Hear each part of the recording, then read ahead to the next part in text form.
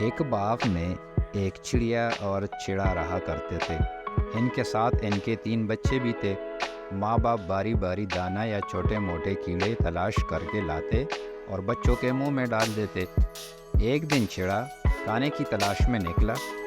جب بہت دیر ہو گئی اور چڑا واپس نہیں آیا تو بچوں نے بھوک سے شور مچا دیا۔ چھوں چھوں چھوں، آخر اماں چڑیا نے دانہ لا کر بچوں کا پیٹ بھرا۔ 1-2 دن اور گزر گئے اور چڑا واپس نہیں آیا۔ بچے اپنے ابا کو یاد کر کے رونے لگے۔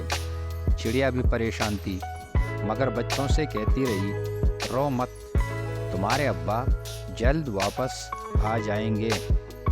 دوسرے دن چڑیا پھر دانے کی تلاش میں نکلی۔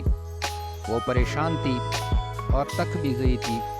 قریب ہی 2 شریر بچے کھیل رہے تھے۔ ایک بچے نے چڑیا کو پتھر مارا۔ پتھر لگنے سے چڑیا درخت سے گری تو بچوں نے اسے پکڑ لیا۔ ایک بچے نے چڑیا کو لال رنگ سے رنگ دیا اور اس کی ٹانگ میں دھاگا باندھ کر اسے اڑانے لگا۔ چڑیا بیچاری سخت تکلیف میں تھی۔ بچوں کے دادا مسجد جا رہے تھے۔ چڑیا پر ظلم ہوتا دیکھ کر انہوں نے بچوں کو ڈانٹا اور چڑیا کو آزاد کروا دیا۔ آزاد ہوتے ہی چڑیا اپنے گھونسلے پر پہنچی، مگر وہاں جب بچوں نے ایک لال چڑیا کو گھونسلے میں آتے دیکھا تو اسے ٹونگے مار کر گھونسلے سے باہر نکال دیا۔ چڑیا نے بہت سمجھایا کہ میں تو تمہاری امی ہوں، مگر بچے نہیں مانے۔ بیچاری چڑیا خوب روئی اور سوچنے لگی کہ کس طرح اس لال رنگ سے نجات پاؤں۔ وہ ابھی سوچ ہی رہی تھی کہ بارش کی ایک بوند اس پر گری۔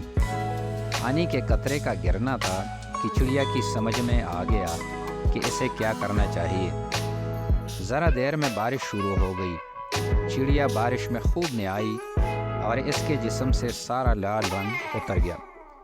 چڑیا نے 2 موٹے موٹے برسات کے کیڑے اپنی چونچ میں اٹھائے اور خوشی خوشی اپنے گھونسلے کی طرف اڑ گئی۔ بچوں نے اس مرتبہ اسے پہچان لیا اور بہت خوش ہوئے۔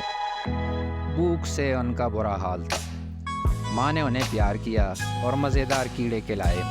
کھانا کھانے کے بعد تینوں بچے اپنی ماں کے پروں میں گھس کر آرام سے سو گئے۔